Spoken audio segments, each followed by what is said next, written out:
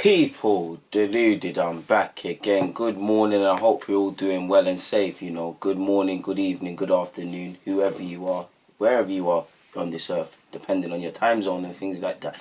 Now, Arsenal fans, I won't say we're in jubilant mood or we're happy or any of these things necessarily, because Lord knows it's been a tough season. But, you know, definitely last week was one of the better weeks in which has been a very long season for Arsenal.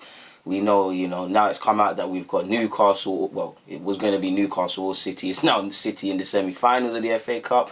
I mean, you know, we'll have no Rob Holding, no Alexis Sanchez or no Arsene Wenger. But what happened the last time we met them at this stage in Wembley? So let's have a little bit of faith as much as you can, because the health of our team is a madness right now, obviously, people. And we won away from home in the Premier League. It weren't easy, you know, we've spoken about it, but we got over the line. So, you know, it's not exactly 6 points because the FA Cup isn't a league campaign, but, you know, 2 away games, we've won them, you know, after previously, you know, finding it kind of tough in them games. So it's a decent week.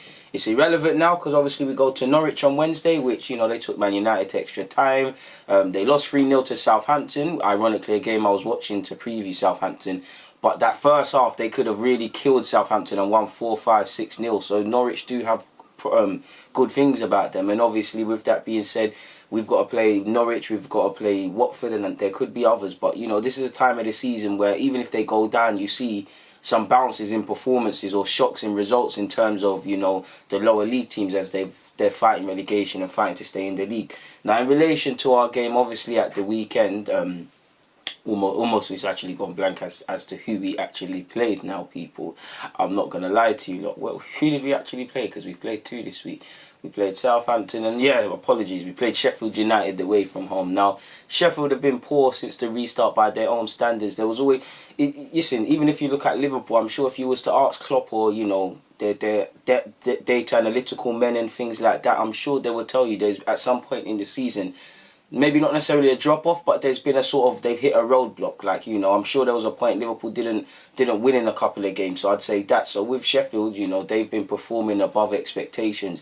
Same as even Leicester. Leicester had a period, you know, after this good season they've been in where they kind of didn't get the right results. The same goes for Sheffield, and this has probably hit them now because obviously they've been performing above expectations, exceeding expectations. You know, the only thing is that we had to be the team to allow them to obviously score that first goal since the restart.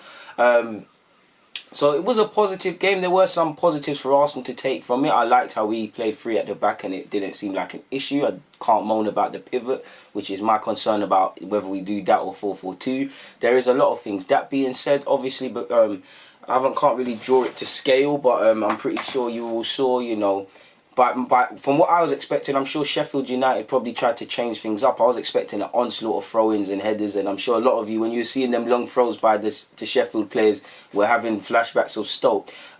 Generally, we did all right. You know, we did all right defending them, but there was numerous heart-in-mouth moments where, you know, there was one Mustafi just about got something on it and kind of backheaded it, and it skipped one man. Obviously, we caught life in the start because what was it, McGoldrick or someone? They were offside for one of the goals.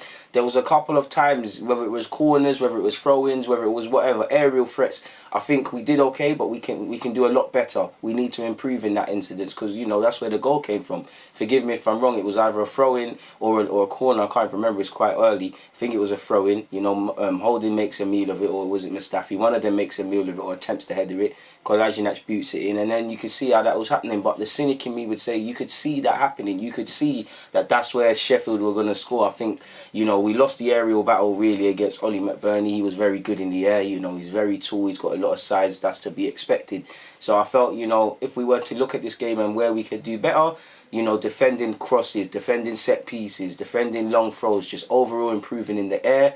We can't not speak about our game management because obviously it didn't go to extra time. It was a smash and grab with Ceballos, but potentially in terms of game management, could we have started the game better? I believe yes, in hindsight, watching the game again. Definitely for conceding so late on in the game where, you know, you need to be professional and get the job done when they scored. And on top of that, the manner in which they scored, clearly there's improvements to be made in such people. With that as well, chance creation, really, we're not creating much chances. Similar to Southampton, really, we're taking advantage of poor mistakes from the opposition. We're not really putting teams under sustained pressure, subjecting them to numerous shots and things like that. Second half, we've got to manage second half of games as well, because, you know, Sheffield, like Southampton, were the better team in the second half. But we already did it. Yeah, chance creation. On the topic of chance creation, we're not really creating clear-cut chances, because if you look at it, fair enough, the counter-attack for the second goal was decent. You know, Eddie did well, PEPE did well, and obviously Ceballos managed to squeeze that in, poor from the keeper, really. But chance creation, apart from that, really, and even the penalty, it came, you know, it was a decent bit of play from us to get that pen. Obviously, Lacazette does make a meal of it, but we're not really cutting teams open and sustain pressure. You look at Southampton, not to go over all games, but, you know, it was 2 mistakes from McCarthy, one for gifting Eddie the goal, and then the second spilt it to Joe Willock. So there's numerous things we could have done better, specifically game management, you know, overall defending, keeping leads and stuff like that, how we deal with stuff in the air. And for me, chance creation, and because in the last few games, I felt that was one of the games where we actually had the lion's share of possession and looked okay by our own previous standards. And I just want to see us do a bit more of possession, because possession is 9/10 of the law. Possession is king, but what you do with possession makes the difference. You know, you can't just have possession for the sake of it. There needs to be tactics within mind. Now, in relation to our team, we knew what we was getting. I think, to be fair, we did well in midfield. I think we did very well in midfield, really and truly. We knew we was going against a 5-3-2 of sort, or you might see them advance here and make it like that. So we knew we was going against a serious sea of, for this example, blue shirts, but Sheffield United shirts, people, red and white. They're tough to break down, they're difficult to break down, and large parts of that was true. Obviously, again, for Sheffield, since the restart, it's been silly individual errors. Like, you obviously had Basham to concede the penalty. You know, I'm sure there was a couple games ago someone got sent off. It's just silly individual errors, and it's almost the wrong time. So I think we did well.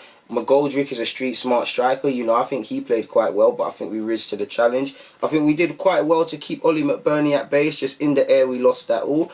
You know, up until that mistake, or excluding that mistake, and it almost doesn't mean anything because the mistake happened, but I felt Kolasinac was better in that role, purely because I feel Tierney played there and played it well, people. And I think Tierney, he's very... Listen, we can sit and talk about Tierney all day, man. I'm here for it.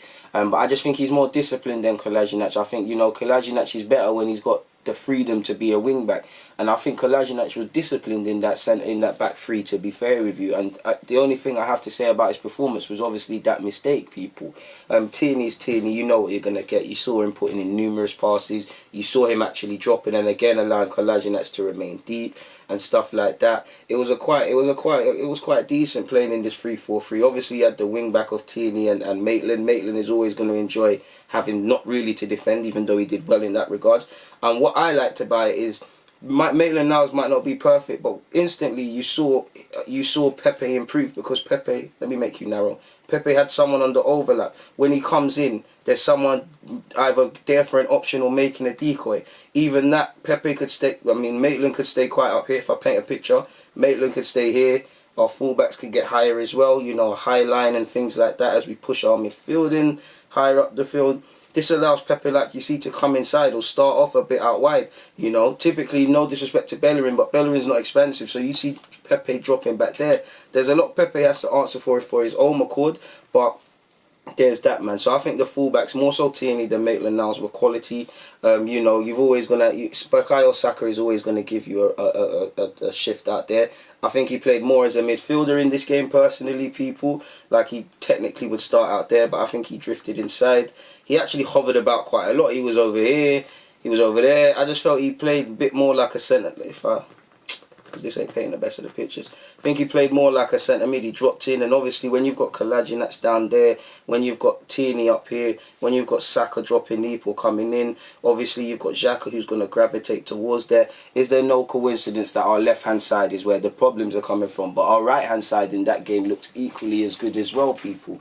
So I was impressed with how it wasn't glaringly obvious that we have a pivot, and really an untried and untested pivot. I think Willock needs a lot of work, you know, on the ball, finding passes and stuff, because as he gets older, the less I'm going to be able to make an excuse for him being energetic, having legs. But I think Joel, just by putting himself around and being a bit dynamic, helped us in that game. I think Saka had a good game, you know, as usual. Xhaka as well. Xhaka regulating in the midfield. You know, I think he's had 2 good games, really good games, since he's come back from the little knock he had against City.